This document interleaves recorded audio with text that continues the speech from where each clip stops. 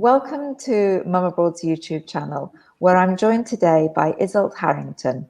She moved from Ireland to Spain in 2009. She lived in Madrid for 5 years before relocating to Valencia, where she now lives with her 9-year-old daughter. Iseult is the founder of Aprende Valenciano. After her own experience learning the local language, Iseult designed a platform in conjunction with a local teacher to provide entry-level knowledge for expats to learn the language in an engaging and dynamic way. Hi, Iseult. Hi, Jane. Nice to meet you. And you. What made you decide to move from Madrid to Valencia? I think my main motivation was after I'd had 5 very happy years in Madrid. It's a great cosmopolitan city, but after my child was born, I craved somewhere a little bit smaller, a bit more with more of a green. Valencia is just such a green city, and also to be beside the sea. And I knew somebody living in Valencia, so that was what essentially brought me to live there. So family friendly, really. Very family friendly, a great sense of community, yeah, for sure. For those who don't know, can you explain the difference between Spanish and Valenciano, and are both languages equally spoken in the city? Of course, very good question, Jane. I think the main difference between Spanish and Valenciano, people expect maybe that it will be easy or very, very similar to Spanish. However, the biggest differences would be in terms of the pronunciation, and there is a very big difference. Vowel sounds can be open or closed, and some of the consonants as well can be, there's different ways of pronouncing them that can determine whether you're saying one word or another. Also the conjugation of the verbs. And it's a much more widespread use of accents as well, and false friends between Spanish and Valenciano. That can be something that really trip people up. So they will be the main differences. So essentially, yes, it is a different language. In the city, you won't be expected to speak the Valencian language. It's more completely spoken in most of the towns outside of Valencia. So Spanish will be the predominant language. So Valencia is a slightly smaller city to Madrid and Barcelona. It's Spain's third largest city. Barcelona and Madrid are very international, as most people know. So in Valencia, is it essential to speak Spanish, do you think, or can you get by speaking English? I would say, compared to, say, Madrid or Barcelona, no, you will not find it easy to get by with English. I know a few people who have found it, who've struggled to learn Spanish. I think the sooner you can learn Spanish, you don't need to speak it perfectly, you don't need to speak it fluently, but definitely to have enough to be able to get by is very important, because you will find it's difficult to communicate. Most people don't speak it that well in the, if you are out and about.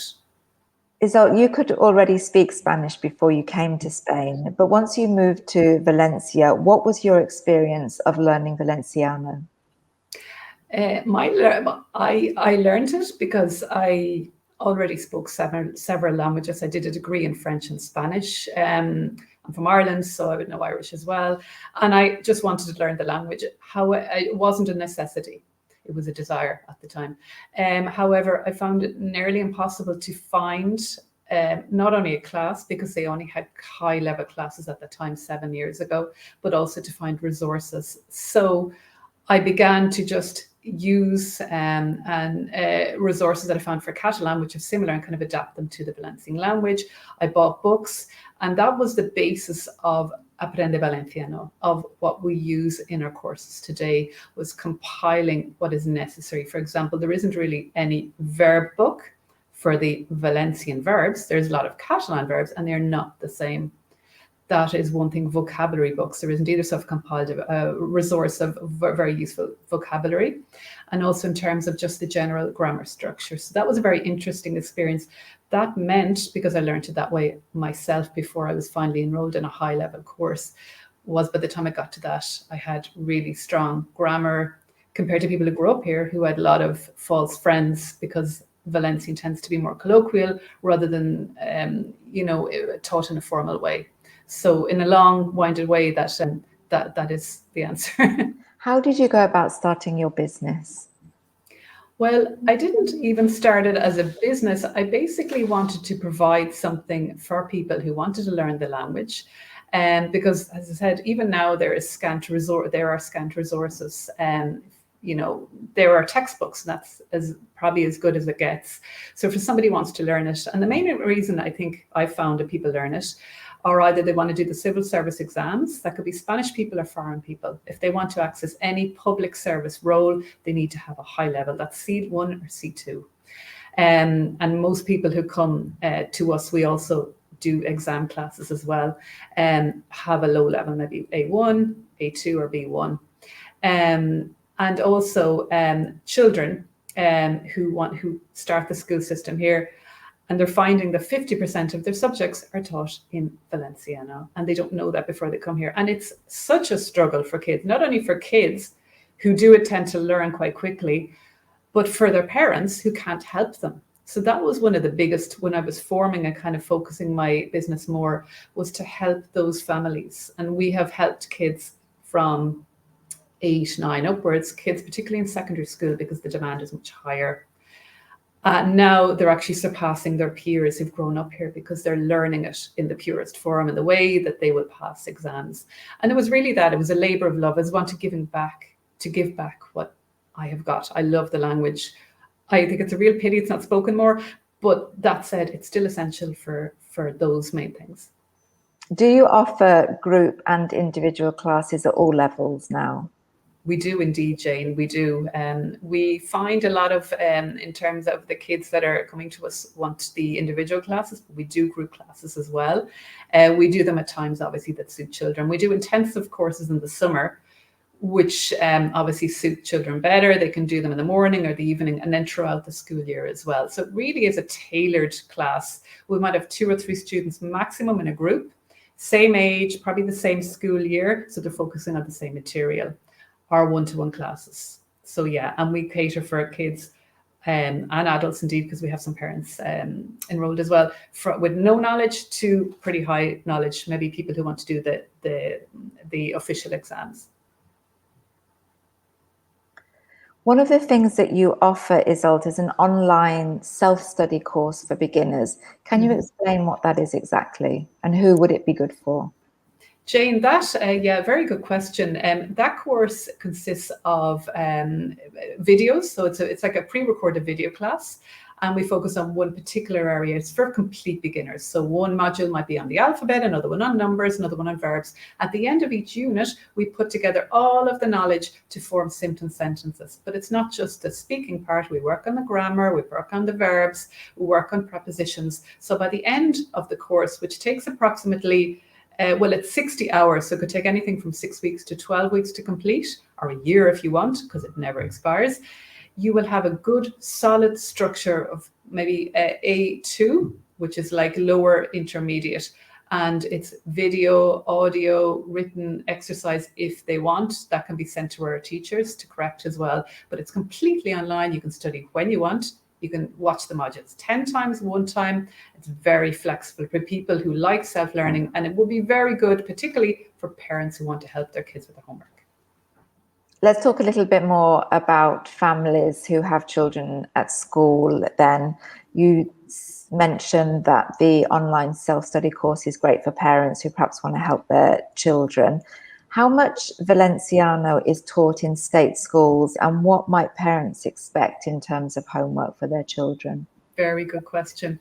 Homework, tends to be quite, maybe in primary school, it tends to be an hour, it can be up to an hour a day. The subjects in primary school tend to be more or less 40-50% in the local Valencian language. So that means they might be learning social sciences or maths in Valenciano. Now, if it's maths, it's not so difficult, but if it's something like social science or civics, then the written, kids need to be writing essays, they need to be answering questions, they need to be speaking, and they need to have a base of the language in order to be able to do that and pass their subject. So it's very challenging. And I think that's something parents aren't prepared for when they arrive here. Yeah, do you find that people are shocked when they arrive to find out about the different languages? For sure. People are aware it's spoken, but it's kind of a funny dichotomy in terms of it's not spoken in general. So people might think, oh, it's not that spoken, but in schools, it's very much bilingual. So that is, and secondary school in particular, is extremely demanding in terms of the demand for knowledge of the Valencian language. So that is like, we get a lot of our students from of that level in particular. It's just to keep up. And as I said, they end up with that solid base that really just brings them forward, and they're excelling ahead of their, people who've grown up here, kids have grown up here afterwards. Yeah, that's something that's really important for families to consider before relocating, to understand how the local school system works. Absolutely. And if they could even arrange for some classes before Spanish, obviously, as well, if the children don't speak it, but the two languages, just to consider that is something that will pose a challenge to the children. As I said, children learn very quickly, particularly in primary school, but the Valencian language is quite, could be up to 50% and more in secondary schools. So yeah. Are Spanish and Valenciano both taught in international schools as well? They are. It would be the percentage would be less. I think it's like kind of tends to be 30. I'm not sure. And it does depend on the school as well. You've got public, semi-private and private. So it does depend. But in the public system, yes. In the private schools, they do also study the Valencian language. And I think it's not too much lower, but that does depend on the school. Iseult, you're a busy single mum who's juggling family life and running a business, yet you found time to set up a perimenopause Facebook group, and you recently completed training in perimenopausal health and well-being. Can you tell us a little bit more about that? Sure. Well, my background is my main work that I trained in is in translation, medical translation. I studied the menopause as one of the modules when I did that, but obviously I wasn't going through menopause at the time, or perimenopause. As I approached my 40s, I wanted to become more knowledgeable myself. I joined some of the bigger online groups, and I began to realize the scant information there is about the perimenopause. And in Spain, there was no perimenopause group, so I set up the group myself, and I did this training as well. And it's basically just a confidential forum for women to talk about their symptoms, to learn more, and to just have that space to be heard and to realize what's going on, because it's shocking how little information there is about the perimenopause, and how women aren't joining the dots to realize that this could be what is actually happening to them as things start to change. So yeah, I'm very passionate about that, both personally and just to be able to do what I can to have that space for the women. And have you had a lot of reaction from women? For sure, yeah, definitely. I do live interviews within the group as well. I've done some with quite high-profile women working on getting the menopause and perimenopause talking about in Parliament in the UK, working on steering groups and so on. And everybody, it's like a small community. It's like we're all, however small the work is we're doing, we're all doing our bit to spread the word, to get the information out, and to help women, because it can be a very isolating time when women don't even know, why am I feeling like this? And the symptoms can vary from the ones we all know about, like hot sweats or hot flashes, to much more innocuous things like feeling under your skin, from nausea, to your nails changing, to anxiety, palpitations. And that can be very distressing for women if they don't even know what's happening. I think communities such as yours are really important, because already perimenopause and menopause can be a difficult time in many women's lives. But then also, if you add on to the fact that they're living away from home, maybe they're not close to family, I think it's really important for women to be able to find a local community where they're with like-minded people, or with women going through the same experience as them. For sure. It's like anything at all that's available is great, because it's a period that could last from 10 to 15 years in a woman's life. And I think the more information, the more support there is, the more empowered women are going forward into this, what should be a very interesting time ahead, but just to have that information and support. Is there a big expat community in Valencia? And what would be the best way for families to meet other foreign families, for example? Very good question, Jane. There is indeed. There are several Expat in Valencia groups that can be found on Facebook. They're very high, maybe 10,000 members in them. There is also a Mums and Bumps group here in Valencia, which is very good. And that is close to 500 members, I think. And that brings together a lot of, that has been the source of creating a lot of expat meetups with mums, with children. And the community, as I said, Valencia isn't huge, it's big enough, but we have there are events all the time. It's very easy to meet other people and to find your tribe, so to speak, particularly as a mother or father, with children. Yeah, that's really important. Can you give one piece of advice to families who are thinking of relocating to Valencia? I would say the first thing is to find out about the school entry system. It basically, in the end of May or June, you have to make an application for a school place. This is in the public system. The private system is different. And to just be aware of that. Again, if you go into any of the forums, particularly Bumps and Babies or the expat forums, you can find out all of this. So do your research, do it a few months in advance, because otherwise if you arrive in August, you won't get the place nearest to your house. And otherwise it's very easy. I think compared to the UK or Ireland, it's much easier. There are more schools. That will be one thing. The other thing will be, as I said, just in terms of the language, to be aware and to do research on that, perhaps get some classes for Spanish and Valenciano, because English is not going to be as widely spoken. So yeah, they will be the two main things. And finally, what do you love about Valencia? I love the fact that it's community. It's a place where it's so easy to meet people, expats, Spaniards, whatever, it's got such a community feel to it. I feel like, even though my family aren't here, I feel surrounded by family. Very easy to get around from one end of the city to the other. It's very green. The temperature, the weather is amazing, and the food is just delicious. It's a great place to live. So if anybody would like to find out more about the services that you offer or want to contact you, they can visit your website, which is at the bottom of the screen now. Yeah.